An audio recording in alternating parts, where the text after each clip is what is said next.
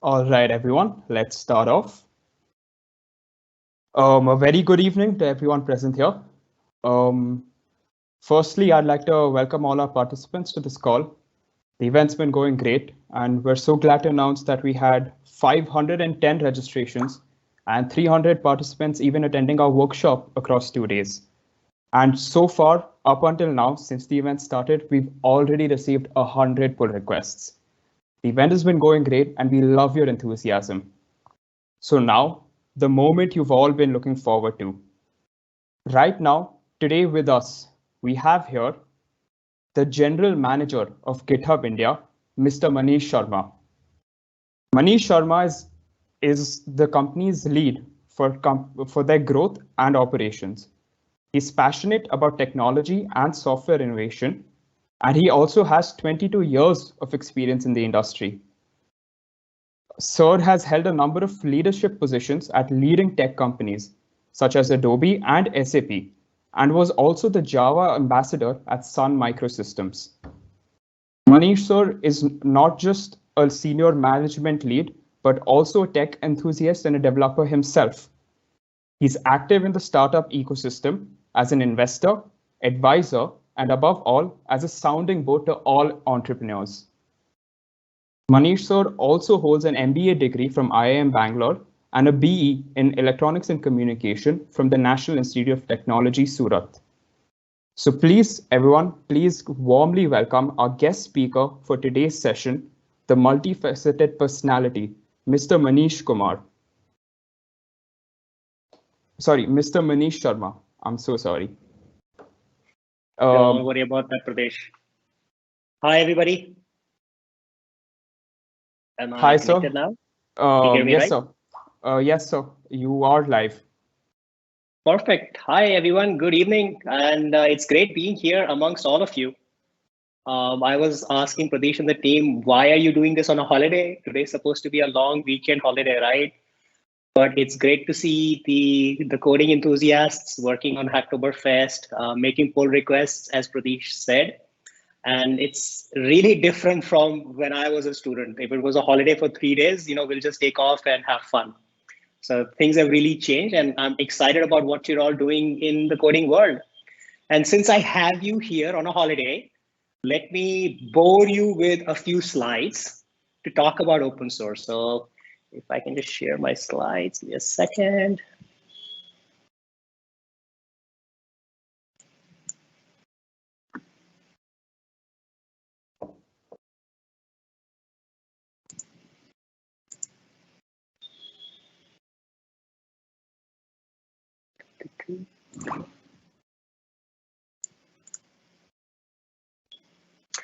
Are you able to see my slide? Pradesh, if you can Yes, confirm. sir.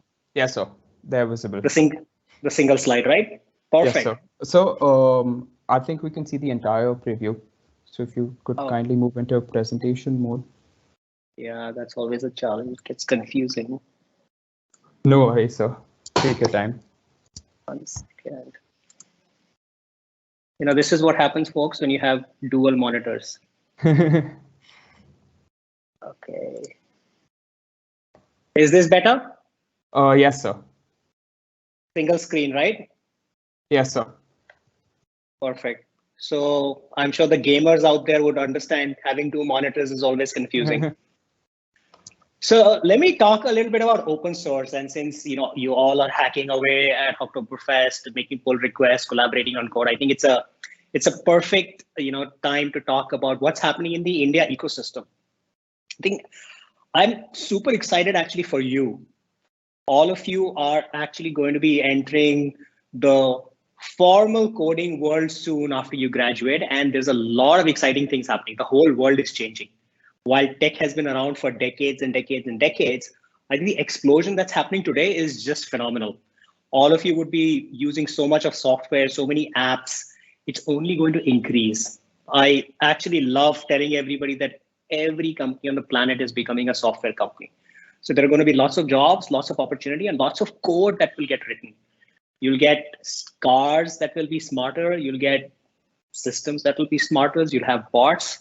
In fact, every industry out there is going to get touched by coding and tech. and it's going to transform everything. And I think it's going to be a super duper amazing opportunity for each one of you as you step out into the world. But have you ever thought about why all of this is happening? Like, why now? What's going on? Why do you wake up in the morning and suddenly there's a new app that's been created? Or when you wake up in the morning, the app that you already have has been upgraded within 24 hours. All of that is happening because of open source, right? So when somebody says open source to you, I'm sure Linux pops into your mind, Kubernetes pops into your mind, maybe TensorFlow pops into your mind. But for me, open source is like dark matter. So for you, science enthusiasts, you would know that dark matter is everywhere across the universe, but you can't touch it. You can't feel it. You know it's there. It's what's comprising 80% of the universe. It's what's holding everything together, but you can't, as I said, you can't touch and feel it. Open source is actually like that. It's the code that has been powering everything that we touch and see in the digital world for many years now. And it has accelerated over the last few years because of the proliferation of cloud, of mobile applications. Everything is available. So if you today, a bunch of you in college want to start off a new product, you don't have to buy software. You don't have to go out and search for books to read, to learn to code.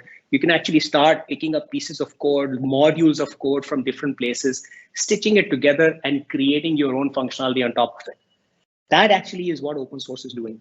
It's accelerating how software is being developed. And it's happening every day. In fact, even this session that we're on, right, this whole virtual session that each one of us is attending, there will be open source libraries embedded into the software. Literally 99% of every project out there uses open source. And that is the power of open source. And the other beautiful thing is each one of you, the developer, the coder, the community of software developers out there, because it's not a singular sport. And I think that's what Hacktoberfest is about. It's how you're going and collaborating on a platform, how you're looking at issues created by somebody else, trying to solve that problem, collaborate with other people, pull it together code, fix bugs. This is actually a team sport, right? You don't have anybody sitting in their dorm in one corner, hacking away and coding away and just creating software. That never happens. In the real world, you're always working together to build a piece of software. It is a team sport. Right? There might be different roles. You're handing off code to each other, but you're all working together. And I think that's a very important learning that you should take away from this hack fest that you're participating in. The prize is important, right? I know there are prizes up for grabs, but you should enjoy this experience of working alongside a lot of other developers, the 500 developers that Pradesh talked about who are participating. I think it'll be great to sort of know who's doing what. They might be solving a different problem in a different way than you. How do you pick that up, improve upon it? That is the real experience of open source and of software coding. And there are many examples. I think one of the examples that I love to give is that of the Ingenuity helicopter in Mars. I'm sure all of us saw this. All of us are excited about it. All of us read about drones. All of us play around with drones as well. But what is important about this, unmanned helicopter flight that happened on Mars, millions of miles away, is that it was purely powered by open source.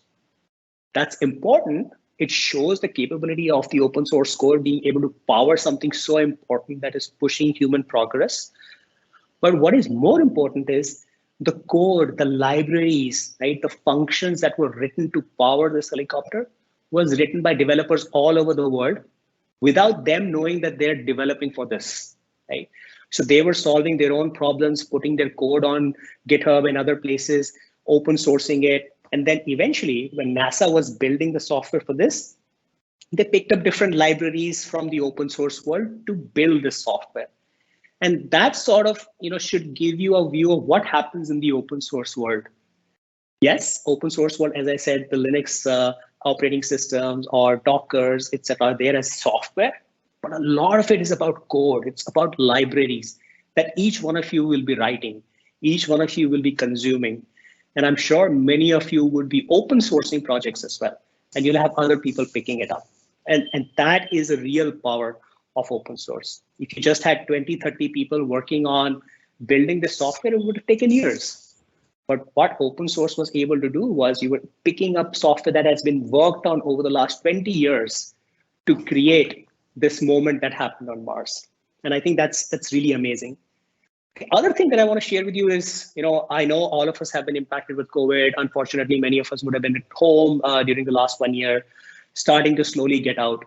But again, the amazing thing that I saw in India was a bunch of volunteers coming together and starting to create open source COVID dashboards, right? Open source data.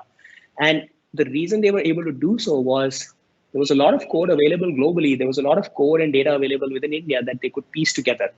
And they could get onto a platform and collaborate, right? They didn't know each other, but they had a common purpose. Can we build an app? Can we build a dashboard that we can share with the citizens of India?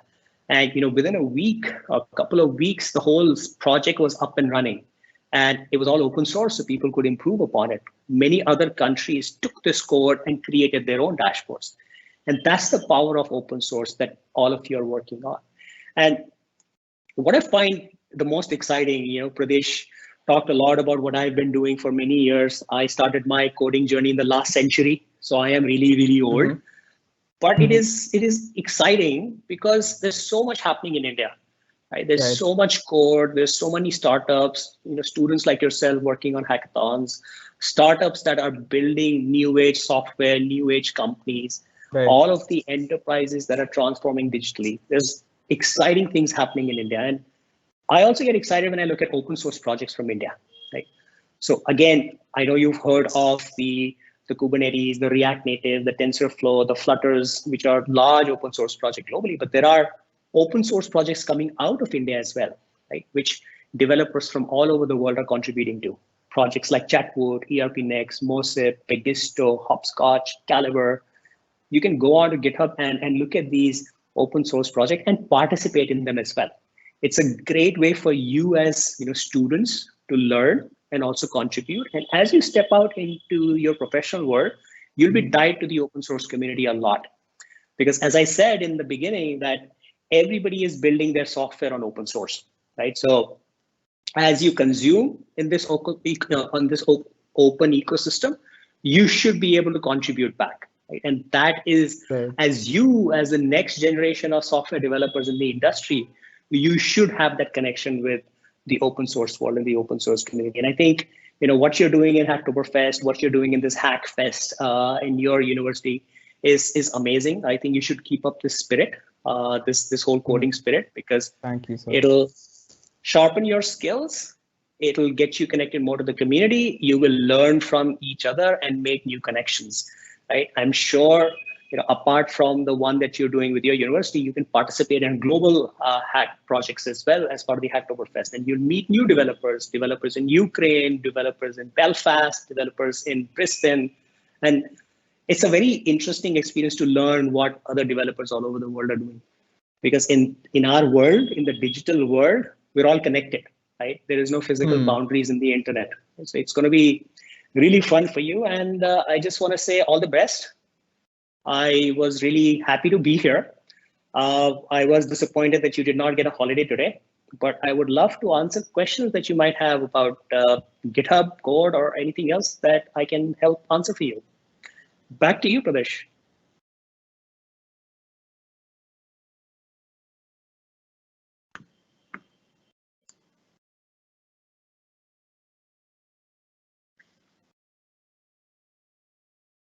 Are you folks still there or fell asleep? No, sir. Oh, I'm so sorry. I'm so sorry. I was on mute. I'm so sorry. Don't worry. It happens to all of us. Yeah, getting used to the virtual way of meeting now. Right, but thank you so much, sir, for inspiring us. Definitely, examples like the unmanned helicopter on Mars. That's definitely something that blew my mind when I first heard about it. And examples like these, really bringing the community together across the world.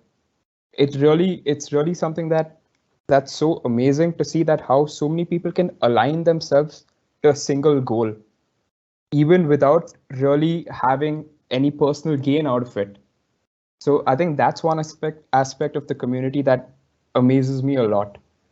Now I think we're going to go ahead and, as Sir mentioned, we're going to go ahead and open up the floor to questions. So all participants, please use your Q&A panel to send in questions, which one of our team members will read out to Sir.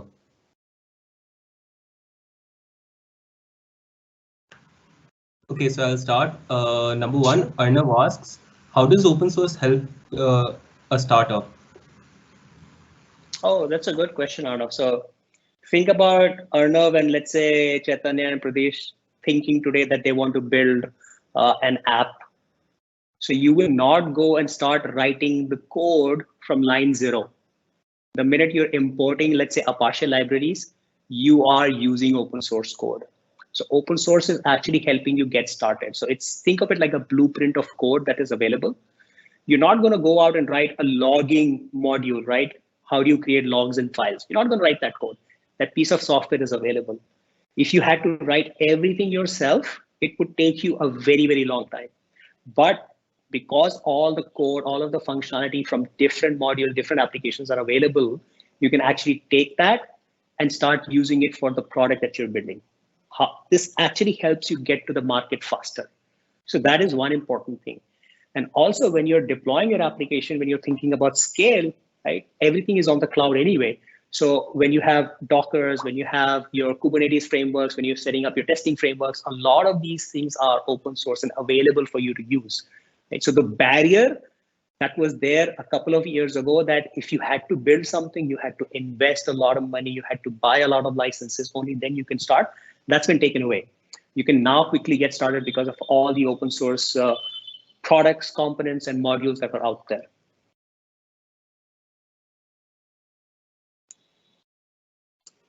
Thank you for answering the question, Sir. Next question, please, Chaitanya. Okay, so next Anirudh asks, Sir, what do you think about the relevance of code spaces in Indian computer science education context? I think code spaces, so for those of you who don't know, code spaces is a product on top of GitHub, which actually enables you to set up a complete software engineering virtual environment. So let me talk about it a little bit more, and then I can talk about the education, the specific question, which is, think about yourself when you have to set up your project. Yes, you have your code repositories, but you need to set up the full environment, right? You need the exact libraries, you need the exact servers, you need the exact configurations to be able to start building your software. And that is a very time-consuming effort, right? So we believe that we should be able to give developers a lot of functionality that makes their life easy so that they can focus on code itself. Code Spaces actually helps you, with a click of a button, configure your entire virtual environment for building software. One piece of it is the code editor itself in the browser, but behind it is your entire test and dev framework in the cloud, right? So, as we just said, all of us are distributed. So you don't have to set up your complicated environments on your laptop, right? You don't need servers. You can actually do it in the cloud. So Code Spaces is actually helping developers do that. Now, if I look at the student piece, which you said, it just simplifies everything. So for somebody who is trying to work on something, they might end up spending a lot of time just trying to debug a few things because they didn't configure a server properly, right? They'll go to Quora, they'll find discussion, they'll read FAQs just to solve a small problem that the library was not updated. That's why the build didn't happen, or that's why the environment couldn't be set up. All of this can be automated, right? Because that's what tech is supposed to do. Tech is supposed to help you enable and make things simpler so that you focus on what is more important, which is you writing more algorithms, you writing more unique code that can be used to build software. Back to you. Yes, thank you very much, sir. Next is one of our seniors who works in open source development. He's also in the open source panel later for Hacknight. Akash, he asks, can you elaborate on how GitHub India is increasing the culture of FOSS in India? Oh, sure, Akash. I love that question. I firmly believe that there needs to be a lot done in nurturing the culture for open source. Open source has been in India for a very, very long time, decades. I have worked on it, decades ago, as I said. But it's only now with so many developers and easy access to open source software that people are starting to contribute, right? So one of it is, hackathons and sessions like these, talking to students, talking to everybody.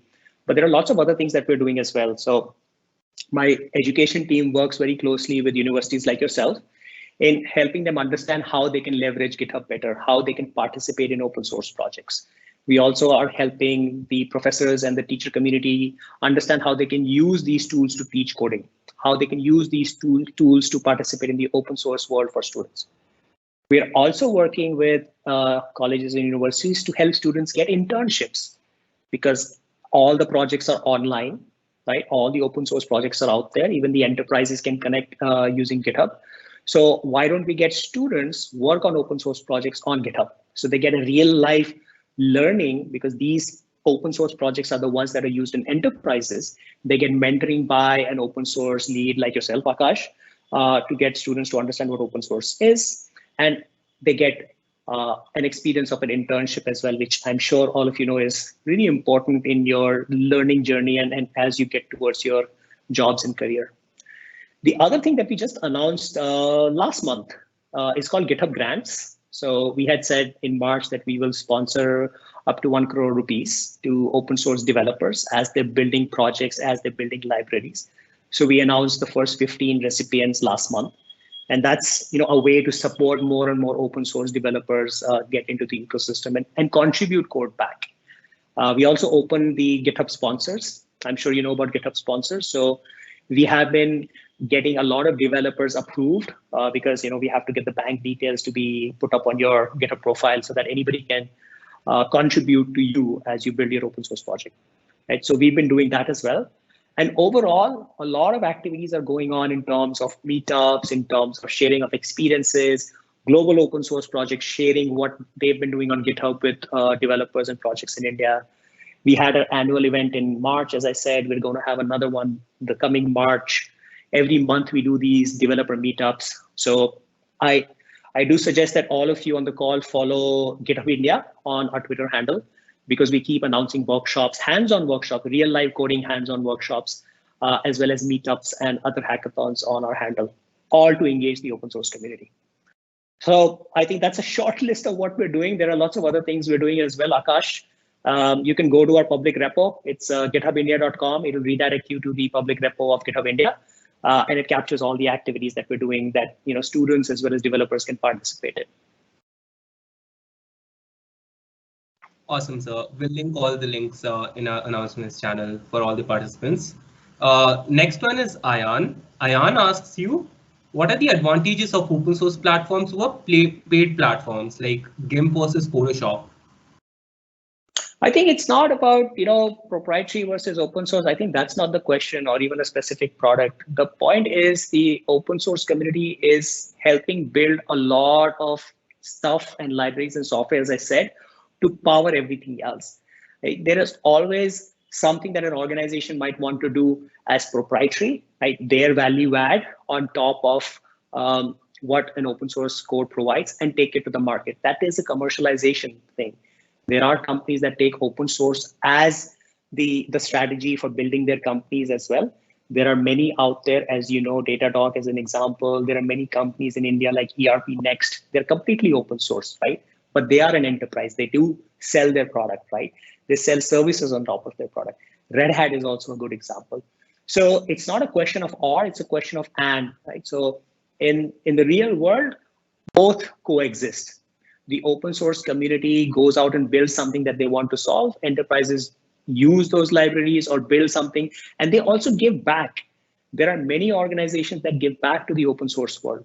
So TensorFlow is a great example of Google giving back a project into the open source community. Facebook has open source React Native, right? So that's a framework that they created and they gave it to the open source ecosystem. So this river flows both ways, right? The proprietary in the enterprise world and the open source community, they're all the interconnected community that I talked about. It flows both ways. Thank you very much, sir. This answer actually ties very nicely to the next question, which is mine only. in today's capitalist economic system, you can't ignore the business aspect. Many of the big open source companies like Blender or Mozilla, they started early. So like if one has to start like an open source project or like a project and do it full time, how does one go about to sustain that in how does they compete with the proprietary companies? Because proprietary companies can have like a much efficient pipeline. Open source, you have to everyone's open, you have to review so many PRs and stuff.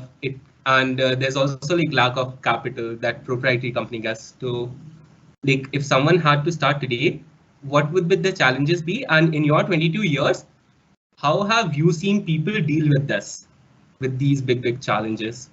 Because surely there are like so many new companies, people might have done somehow, right? Absolutely. I think that's a good question. So there's a lot of change happening. I would say that if you look at the India ecosystem itself, it's only now over the last 2 years that startups with an open source first strategy are getting funded. There are examples like Signos, like Hasura, and very recently, I think this week or last week, AppSnip. Right? These are open source first companies that are getting funded. And this is on the back of the vibrant startup ecosystem. Right? There has been so much of venture capital going into the startup ecosystem. New companies built on the back of software that now developers are building open source projects that they can commercialize. Right? The examples that I gave you are these software that are helping other startups, other enterprises grow. And VCs are seeing an opportunity to invest. Now, the business model in the open source world are many, right? One definitely is the consulting, right? So you don't make anything, but you consult with enterprises in helping them understand how they can use open source, how they can deploy open source products, help them maintain, support, train. So that's the consulting training business model. The other business model is that you've created an open source project, you open source it, and suddenly what happens is you have thousands of developers or thousands of enterprises using your software, right? So they will start giving you more feedback. They'll start giving you more bug requests or feature requests that you can work on. Right? And that is something is very difficult for a proprietary network to suddenly get thousands of customers, because for them, it takes years to get to 1,000 customers. But with open source, you can actually accelerate it. So there's an efficiency that comes in from there. The other good thing that happens in open source projects is, right, you don't have to hire hundreds of developers all the time. I'm not saying that it's easy, right? It definitely takes time. It requires a lot of effort, but that's the case of even an enterprise, even a startup, even for an open source. The effort is there. But because you are open source, you suddenly have a lot of other developers coming and supporting you. Because I like what you're doing and I enjoy building what you're building, I will contribute to you. You might have a project coming out of India and suddenly somebody in Mexico working on top of your project to build a localized Mexican variant, right? So maybe it could be the language localization, or it might be a software that provides local statutory requirements or tax regulations for Mexico. So suddenly you as a project, without having to invest more time, money, resources for developing something for Mexico, a developer from the ecosystem has done it for you.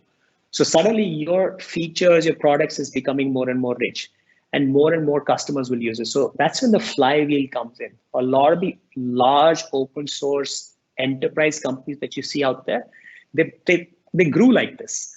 They open sourced a software which was very relevant for everybody else. It was solving a very unique problem. It attracted more consumers. It also attracted more contributors, and it started to grow. It does not mean that because you've open sourced something, it will suddenly become, $1 billion company. It has to solve a particular problem, right? And other developers should be willing to work on it. So there are these nuances that you have to work on. But one thing is definite. I think the India ecosystem is really becoming mature. With all the B2B and the B2C and the SaaS companies coming out of India, there is a strong need for more software, more engineering works, right? And that coming from the open source ecosystem, the open source software companies is really only going to grow, and investments will come in. If you look at the North American market, for example, the venture investments in open source companies has been there for last 20, 25 years. It's starting off in India and now, and it's going to fuel more and more innovation. So I think it's an exciting time, and it's a great question on how do you monetize this open source ecosystem.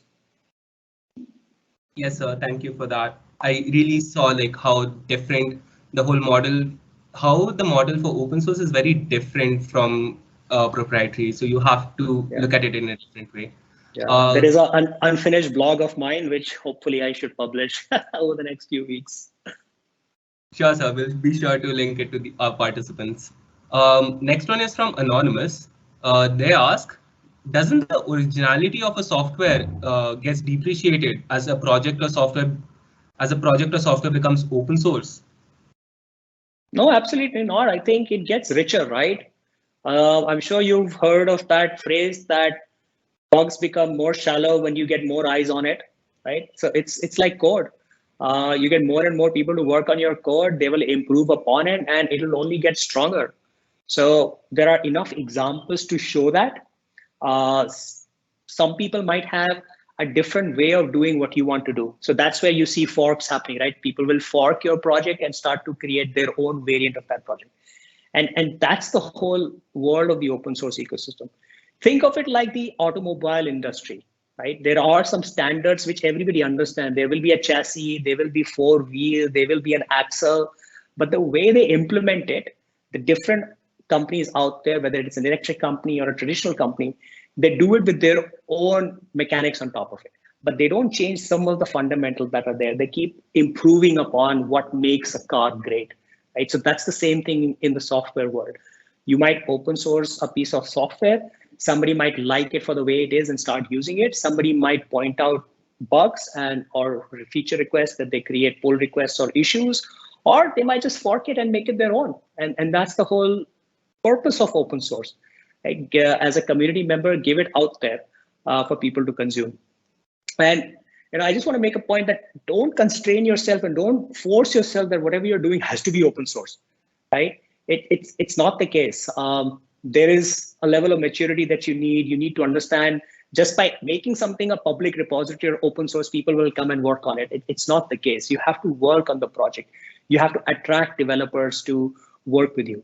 It is just like a startup, right? A startup founder has an idea, and that startup founder attracts other people to come and work with the startup to grow. Same thing is in the open source world. You have a project, you have an idea that you open source, and you attract other developers to work with you. So that's how I see it, Anonymous. Really, thank you, sir. Okay, moving on to the next question. Lakshmi Narayan asks. I do have a couple of minutes left. Okay, sure. We'll just make one or two questions and then we can let you go. Lakshmi Narayan asks, how does a tech giant look and handle security and trust of open source libraries, which are a key component to their development? This was also question. Like, sorry, sir. Sorry, you were saying something else. So yeah, I was gonna say that this also ties into the next question also. Does open source affect security aspect? Because we all heard about the Twitch leak. So more than the source code and how many like all the revenue generations, one of the major concerns was security, because now the source code was open for every attacker to sort of like study through and use the loopholes and vulnerabilities to sort of like attack the Twitch system. So how does making a project open source affect the security aspect of your project? So there are two things. So one is security is a very important thing, not just for open source, but for the tech industry in general. You're seeing a lot of things happening in the entire world, right? Whether it is from a crypto perspective or internet or even apps, as you talked about. So security is fundamental in the software world right now, not just for open source.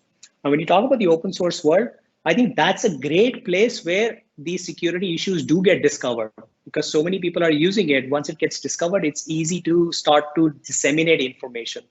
And a lot of these large tech giants, as you mentioned, they have come together to define, okay, how should we work with the community? How should we keep looking at fixing bugs? There are lots of tools that have come out. Most of the security issues that get discovered are because libraries were not patched. The bug was discovered, the bug was fixed, but somebody did not upgrade their code or somebody did not upgrade their libraries. Usually that's why somebody exploits a vulnerability, right? The other thing is also there are subconsciously leaks happen within the code itself. When you're coding, you're not thinking about, let's say, a false negative or a false positive while you're doing your coding. It might go out. We've all been there where when you're doing testing or functional testing or a unit testing itself, we would write the user ID or password within the code itself because we're testing. And when you're releasing the code, sometimes it goes out. So it puts more pressure on the software systems like GitHub to discover these things, right? So we can automate a lot of these security checks and balances so that code is protected, developers are protected. And I think what's becoming more important is security is not an afterthought. So you don't think about security after deployment or during testing. Security needs to happen right at the code level itself. Okay, so the basic of token scanning, etc., should definitely be there. The basics of looking at whether you're using an exploitable library that also gets discovered. But really testing out your code from a security perspective right at the development stage itself is something that is starting to happen a lot more. Because in the first slide that I showed, I said that everything is becoming software. So everything is something that people can target. So it becomes more and more important to secure every piece of software that's being written. And you'll see a lot more happening. In fact, since all of you are doing a lot of the hack on GitHub, I'm sure you will look at things like DependerBot. So DependerBot is a bot that you can enable to automatically update many of the libraries that you might be using, right? So you might forget about it, but there is a bot in the background that is looking at your code and saying, hey, this library has been upgraded or fixed. Why don't you update it? Or it might go ahead and do it itself. Or you might look at many of the token scanning tools that are already in the platform, or even the security, the code scanning capabilities on the platform to look at your code to identify any code exploits that might be there. So it's a very important topic. I'm glad you raised it. And this is something that is going back a lot into code. Thank you very much, sir. We have a lot more questions, but I don't think we have you have time for us. Yeah, unfortunately, I have time, but unfortunately, I had another session that I had to get to. I also, just like you, I also don't have a holiday today. I have a lot of commitments, so I'm sorry I couldn't spend more time. But do follow us on Twitter, GithubIndia.com. My handle on GitHub is msupernaut. That is my social media handle as well. We keep sharing a lot of great hackathon and great tech workshops on our channels. So do follow us. I'm sure it'll help you. Yes, sir. We'll link your GitHub and GitHub India's all social links to our participants. And thank you very much for doing this session for us. It really means a lot for us and for the participants, because more than 50% of our participants are first years. So this is kind of their first view of open source. And oh, great. Yeah, this is going to be fun. I think Hacktoberfest is fun. The swag is always nice. I'm sure you're getting swag. And this whole journey is going to be really exciting, and it's the right time to be in coding. Yes, sir. I'll switch over to Pradesh for the ending statements. Yes, sir. Not much to add. I'd just like to really genuinely thank you so much, because I mean, it was such an interactive and good session. We almost got carried away in the flow of questions, but we really thank you for being here and taking out time on the Shedder to come and talk for us. And I'm sure you've definitely put a lot of great thoughts into our participants' heads and given them something to think about and something to work towards as well. So we genuinely thank you from the bottom of our hearts for being here. And we'll make sure to link all your social media links as well as your GitHub handles to our participants. And we'll definitely get them to follow you as well. Oh, thanks. Perfect. No, it was lovely, and all the best for your hackathon. Hack away. Thank you so much, sir. Thank you so much. Thanks, folks. Have a good hackathon and a good weekend ahead. Thank you, sir. You too. Take care. Thank you, sir.